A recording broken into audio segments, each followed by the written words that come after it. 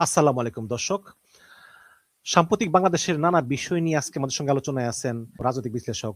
বিএনপিপন্থী আরেকজন অ্যাক্টিভিস্ট তার এক লেখায় উল্লেখ করেছেন যে বর্তমানে সালাউদ্দিন তারেক রহমানের চেয়েও এক কাঠি এগিয়ে গেছেন। লন্ডনে গিয়ে দেখা করেছেন। এরকম একজন সাংবাদিক বলেছিলেন যে তারেক রহমানকে মাইনাস করার একটা ষড়যন্ত্র চলছে বিএনপির ভেতরে। বিএনপিকে চালাচ্ছে সালাউদ্দিন আহমেদ, সালাউদ্দিন আহমেদকে চালাচ্ছে ইন্ডিয়া র। তারেক রহমান নন, তারেক রহমান একটা পুতুল। তিনি বাংলাদেশে এলেন, বাংলাদেশের রাজনীতি বিএনপিকে মোটামুটি দাঁড় করালেন, ক্ষমতায় আনলেন। এখন কি তার বিদায়ের সময় হয়ে গেছে? আবার তিনি প্রবাস থেকে দেশ পরিচালনা করবেন বা দল পরিচালনা করবেন, নাকি তিনি জাস্ট শো পিস হিসেবে থাকবেন, তার নামে দলকে পরিচালনা করবে সালাউদ্দিন আহমেদরা? কারণ জামাত খালেদা জিয়ার ছেলে জিয়াউর রহমানের ছেলে তারেক রহমানের উপর যতটা ভরসা করতে পারে সালাউদ্দিন আহমেদের উপর ততটা ভরসা কখনোই করতে পারবে না। তিনি এখন গণভোট যাতে কোনোভাবে বাস্তবায়িত না হয় তার ব্যাপারে তিনি সবচেয়ে বেশি সোচ্চার ভূমিকা পালন করছেন। আইনমন্ত্রী কিংবা অন্য কেউ এই ব্যাপারে কোনো কথা বলছে না, খোদ তারেক রহমান এই ব্যাপারে কোনো স্টেপ নেননি। আওয়ামী রাজনীতি পুনর্বাসনের টার্গেট নিয়ে কিন্তু ভারত এই নির্বাচনে হস্তক্ষেপ করেছে। তো এই যে দলকে বিতর্কিত করা, দলকে প্রশ্নের মুখে ফেলে দেওয়া, দলকে অজনপ্রিয় করে তোলা, এটা কিন্তু আসলে ভারতীয় মেকানিজমের রাজনীতি। বাংলাদেশে যদি কোনো সরকার জনপ্রিয় হয় তাহলে সেই সরকার তো ভারতকে ট্যাক্স দেবে না, ভারতকে গুনবে না, ভারতের কথা মতো চলবে না। পররাষ্ট্র মন্ত্রণালয়কে এমন ভাবে সাজানো হয়েছে যেন বাংলাদেশ আর কোনো রাষ্ট্রের সঙ্গে বন্ধুত্ব করতে না পারে। নির্বাচনের আগে থেকেই যখন তারেক রহমান বাংলাদেশে ছিলেন না, তো সেই সময় একটা গুঞ্জন খুব কানে ভাসছিল। বিশেষ করে লন্ডনের সঙ্গে তারেক রহমানের সঙ্গে যোগাযোগ আছে এরকম একজন সাংবাদিক, একাধিকবার তার সঙ্গে দেখা করেছেন, লন্ডনে গিয়ে দেখা করেছেন। এরকম একজন সাংবাদিক বলেছিলেন যে তারেক রহমানকে মাইনাস করার একটা ষড়যন্ত্র চলছে বিএনপির ভেতরে। তারেক রহমানকে মাইনাস করা মানে জিয়া পরিবারকে মাইনাস করার একটা ষড়যন্ত্র চলছে। সেই গুঞ্জনটা অনেকটা ধামাচাপা পড়ে গেল, কিন্তু আবার সেই গুঞ্জনটা মাত্রা বেড়ে গিয়েছিল যখন জানা গেল যে তারেক রহমান চাইলেই বাংলাদেশে ফিরতে পারছেন না। এমনকি তার মা বেগম খালেদা জিয়া মুমূর্ষু অবস্থায়, একেবারে মৃত্যুদশায়, তখনও তিনি বাংলাদেশে ফেরাটা তার নিজের একার সিদ্ধান্তের নয় বলে জানিয়েছিলেন। এই ঘটনার পর অনেকেরই ধারণা হয়েছিল যে তারেক রহমানকে মাইনাস করেই বিএনপির রাজনীতিটা নতুন করে গড়ে উঠতে পারে। তো সেই সময় এরপর যখন বাংলাদেশে তারেক রহমান আসলেন মোটামুটি এটা ধামাচাপা পড়ে গেল, কিন্তু এই মুহূর্তে আবারও কিন্তু সেই ধরনের গুঞ্জন শোনা যাচ্ছে। গতকাল বিএনপিপন্থী আরেকজন অ্যাক্টিভিস্ট তার এক লেখায় উল্লেখ করেছেন যে বর্তমানে সালাউদ্দিন তারেক রহমানের চেয়েও এক কাঠি এগিয়ে গেছেন। বিএনপিকে এখন তারেক রহমান চালাচ্ছেন নাকি সালাউদ্দিন আহমেদ চালাচ্ছেন, এটি নিয়ে বিএনপির মধ্যে এক ধরনের গুঞ্জন চলছে। ঠিক এই কথাটা আমি যখন আমার ফেসবুকে উল্লেখ করলাম, তার 10 ঘন্টা পর আমরা দেখলাম বিএনপির ভেতর কিছু পরিবর্তন হয়েছে, কিছু সিদ্ধান্ত হয়েছে। সেই সিদ্ধান্তগুলোর মধ্যে একটা হচ্ছে তারেক রহমানের অবর্তমানে সংসদে দায়িত্ব পালন করবেন কে? ওই ব্যক্তিটি হচ্ছেন সালাউদ্দিন আহমেদ। তার মানে হচ্ছে যে গুঞ্জনটি আমরা শুনতে পাচ্ছিলাম, যে গুঞ্জনটি বিএনপির ভিতর চলছিল, যে গুঞ্জনটি বিএনপির অ্যাক্টিভিস্ট আমাকে প্রকাশ করলে, ঠিক 10 ঘন্টা পর আমরা তার বাস্তবায়ন দেখতে পেলাম যে হ্যাঁ, সালাউদ্দিন আহমেদই হচ্ছেন বিএনপির পরবর্তী মানুষটি, যাকে প্রধানমন্ত্রীর অনুপস্থিতিতে দায়িত্ব দেওয়া হচ্ছে। তো এইরকম বড় একটি দায়িত্ব যিনি পালন করবেন এটি হইতেই পারে, কিন্তু যখন তিনি চলে যান তখন হয়তো এই ব্যাপারটা নিয়ে প্রশ্ন ওঠে, কিন্তু এখনই কেন, যখন আবার এই ধরনের গুঞ্জন চলছে যে সালাউদ্দিন আহমেদ বিএনপি চালাচ্ছেন, দল চালাচ্ছেন সালাউদ্দিন আহমেদ, তারেক রহমান নন, তারেক রহমান একটা পুতুল। এমনকি তারেক রহমান তিনি যে লন্ডনে ছিলেন থাকাকালীন তার যে নাগরিকত্ব তিনি পেয়েছিলেন, অ্যাসাইলাম পেয়েছিলেন, তো সেই বিদেশি নাগরিকত্ব তিনি সারেন্ডার করেছেন এরকম তথ্য প্রমাণ আমরা আজ পর্যন্ত দেখিনি। তিনি বাংলাদেশে এলেন, বাংলাদেশের রাজনীতি, বিএনপিকে মোটামুটি দাঁড় করালেন, ক্ষমতায় আনলেন। এখন কি তার বিদায়ের সময় হয়ে গেছে? বা তাকে কি বিদায় করে দেয়া হচ্ছে? বা তিনি যে কোনো সময় বিদায় নিতে পারেন? লন্ডনের নাগরিক, ব্রিটিশ নাগরিক, তিনি আবার দেশের বাইরে চলে যেতে পারেন। আবার তিনি প্রবাস থেকে দেশ পরিচালনা করবেন বা দল পরিচালনা করবেন, নাকি তিনি জাস্ট শো পিস হিসেবে থাকবেন, তার নামে দলকে পরিচালনা করবে সালাউদ্দিন আহমেদরা? কয়েকটা বিষয় খুব গভীরভাবে লক্ষ্য করা দরকার। এক নম্বর হচ্ছে, সালাউদ্দিন আহমেদ কোত্থেকে এলেন? বিএনপির খুব ক্রুশিয়াল মোমেন্টে সালাউদ্দিন আহমেদ দায়িত্ব পালন করছিলেন, গোপনে গোপনে ভিডিও বার্তা দিয়ে দলকে চাঙ্গা রাখার চেষ্টা করছিলেন, দলের কার্যক্রম চালিয়ে যাচ্ছিলেন, এটা আওয়ামী ফ্যাসিবাদ আমলে।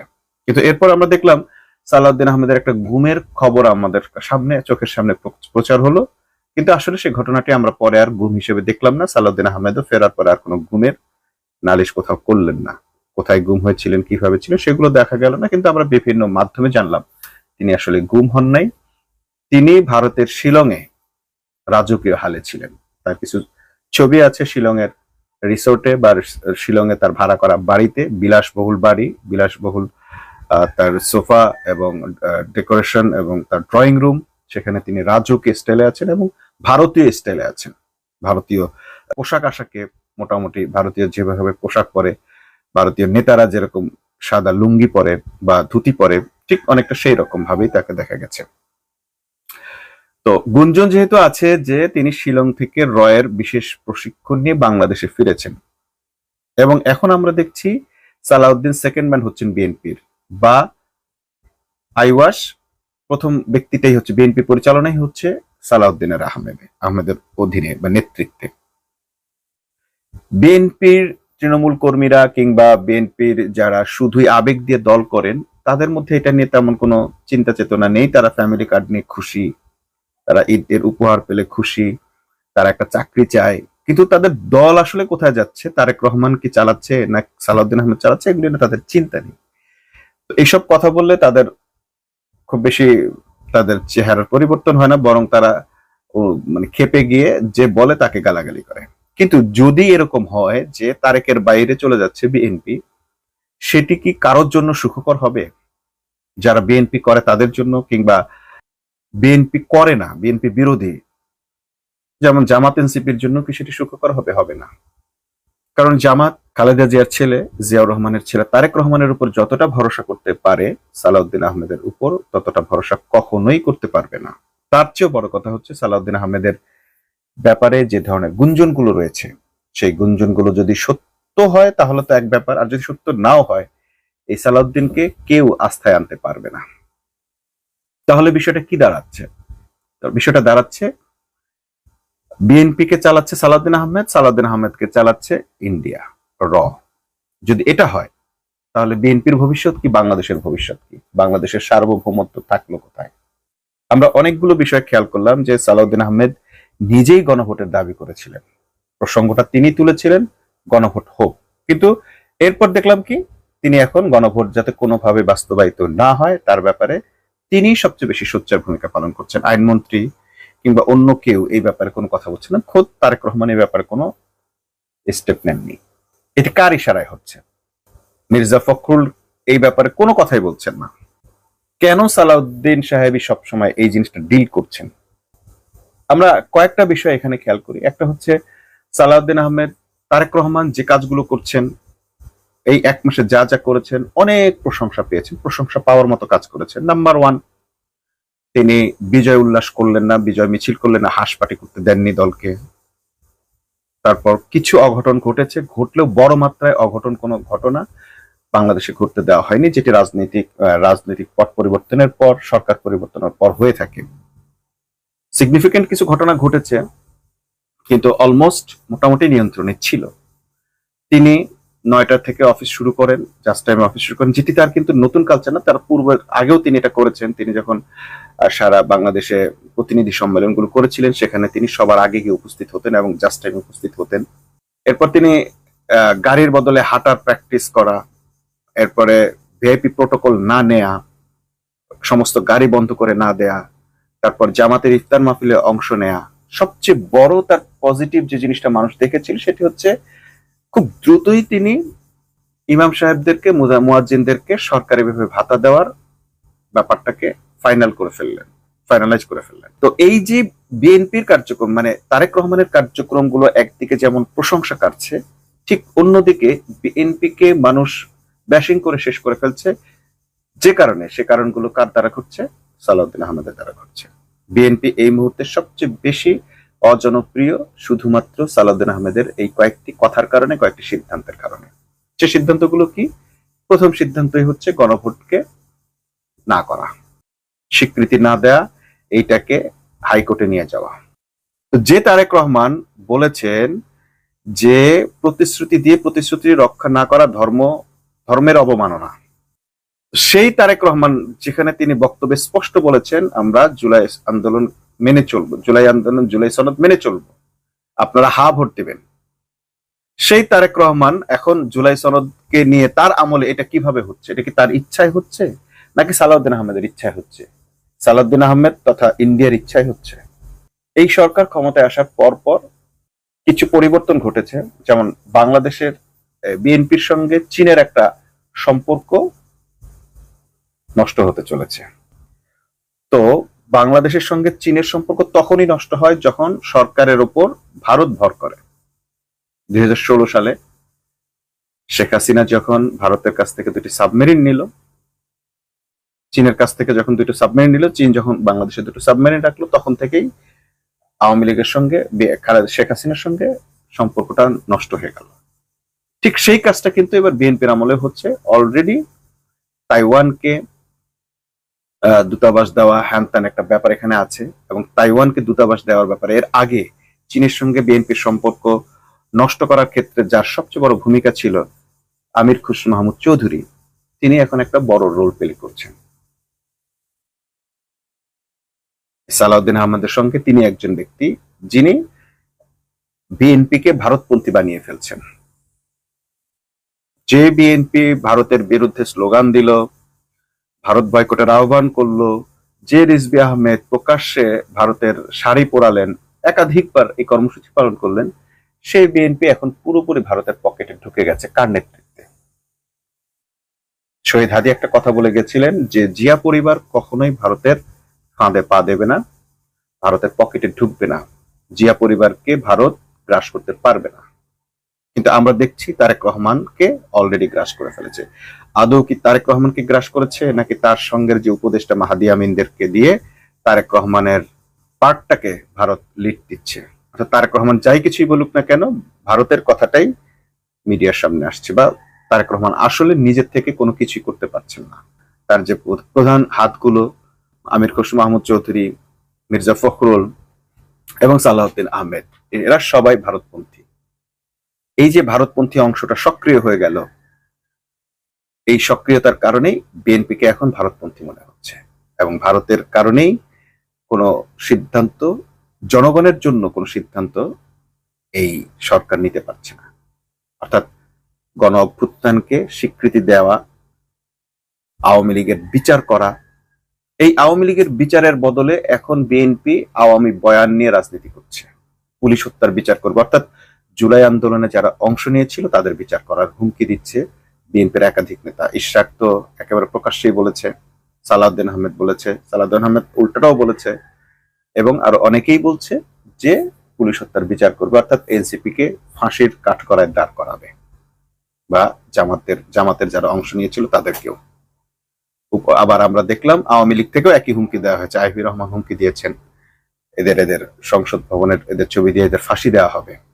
তো এই যে আওয়ামী রাজনীতিকে নতুন করে আবার পুনর্বাসন করা হলো, হ্যাঁ হয়তো আওয়ামী লীগের শেখ হাসিনাকে, আওয়ামী লীগের পান্ডাদেরকে হয়তো পুনর্বাসন করা যাবে না বা করবে না, কিন্তু আওয়ামী রাজনীতি পুনর্বাসনের টার্গেট নিয়ে কিন্তু ভারত এই নির্বাচনে হস্তক্ষেপ করেছে। এইটা যদি এখন বিএনপি বুঝতে দেরি করে, তাহলে বিএনপির জন্য যে সর্বনাশটা হবে।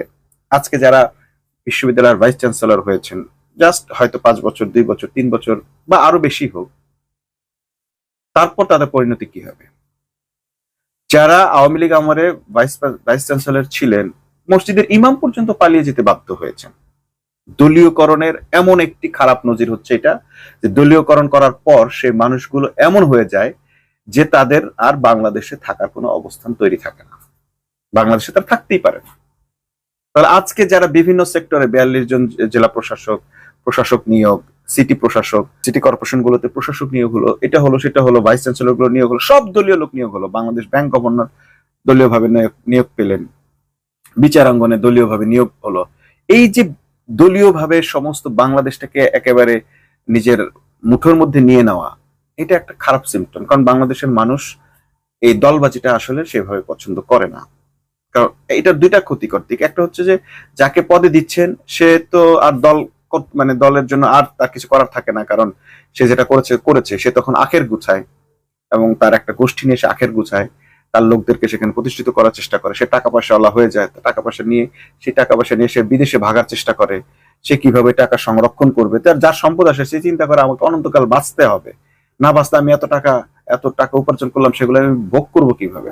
সে তো আর আপনার দলের জন্য জীবন দিতে আসবে না, সে তো বালু ট্রাক সরাইতে আসবে না। আরেকটা হচ্ছে, ধরেন ওইখানকার কম্পিটিটর ছিল 15 জন, 10 জন, 5 জন, বাকি 4 জন কিন্তু দলকে ঘৃণা করতে শুরু করে। ধরেন ভিসির দৌড়ে ছিল 10 জনের আবেদন, তো একজন হয়েছে, বাকি 9 জন এই সরকারের বিরোধিতা করবে, এই বিএনপির বিরোধিতা করবে।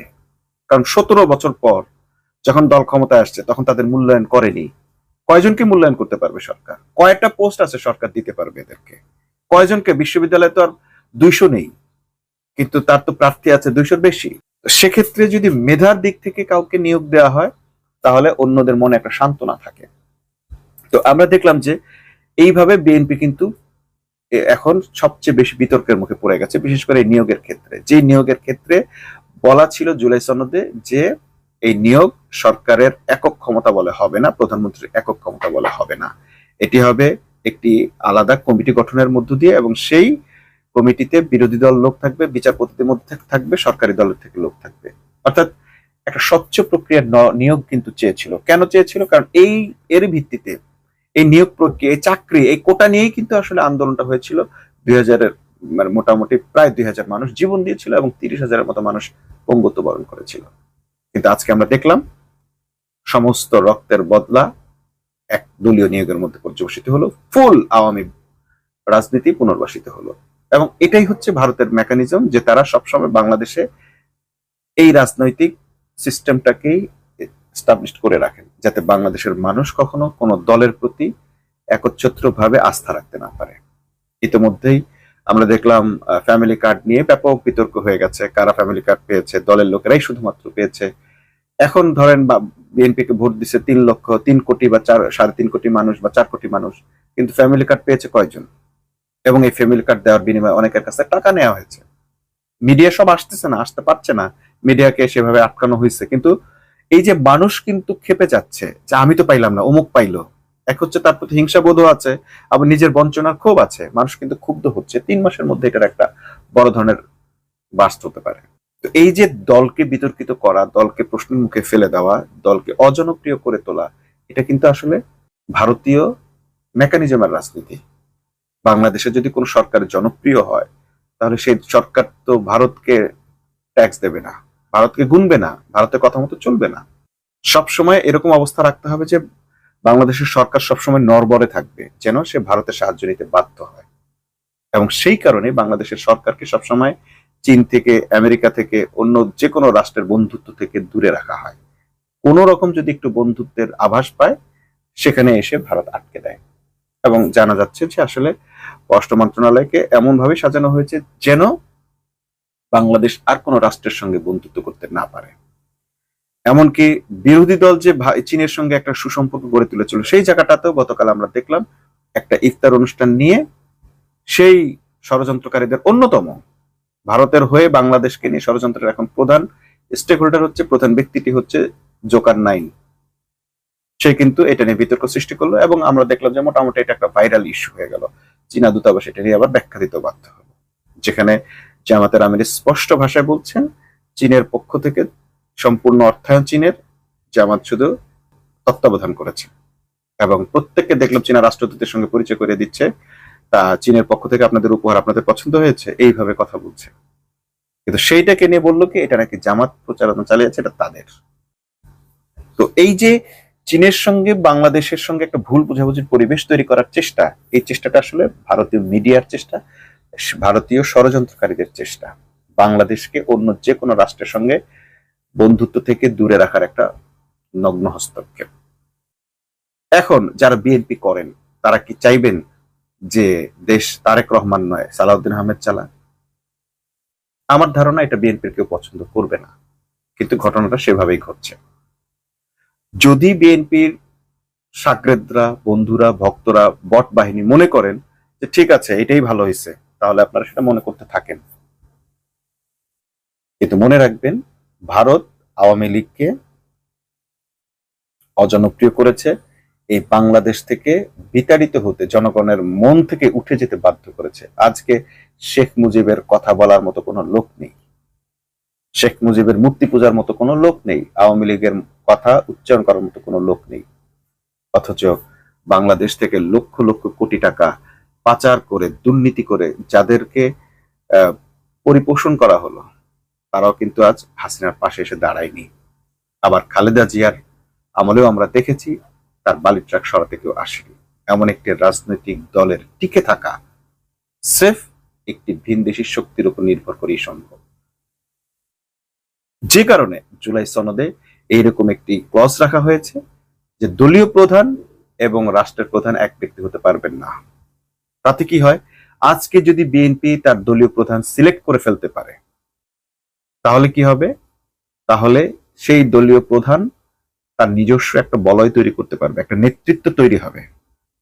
পরবর্তীতে এখন যেমন জায়মাকে ঠেলে দেওয়া হচ্ছে, তখন আর এটা হবে না, তখন দলের ভেতর থেকে নেতৃত্ব তৈরি হওয়ার একটা আবহ তৈরি হবে, দলের ভেতর থেকে নেতৃত্ব গড়ে উঠবে। তাহলে আর যে কোনো সময় এই দল নিজের সার্বভৌম ক্ষমতা প্রতিষ্ঠিত করতে পারবে।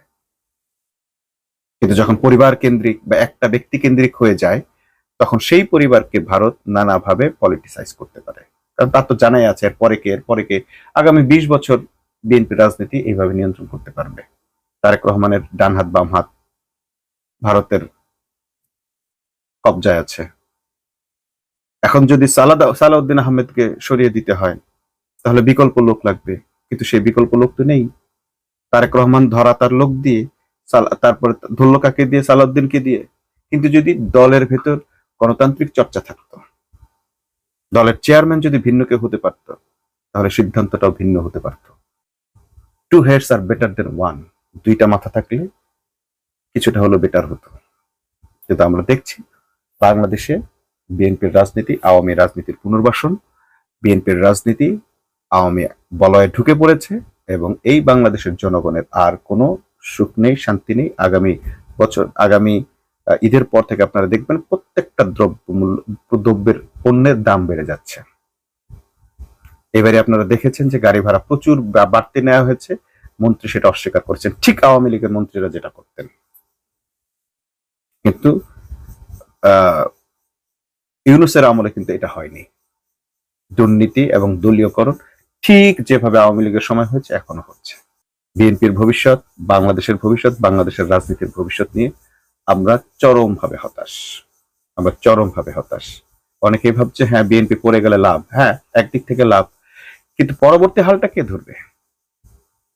এই বাংলাদেশের রাজনীতিতে এইরকম শক্তিগুলোর এক্সিস্ট করা তো দরকার আছে, কিন্তু এই শক্তিগুলোর আবার ভারতের হাত থেকে, কবল থেকে বের হওয়ার দরকার আছে। এরকম বড় শক্তি যদি ভারতের কবলে থাকে, ভারতের কবজায় থাকে, তাহলে এদের দিয়ে কোনো লাভ নেই। আবার এদেরকে ধ্বংস করে ফেললে তখন আরেকটা তৃতীয় শক্তিকে এরা তৈরি করবে, সেই ভারতীয় বলয় দিয়েই তৈরি করা হবে।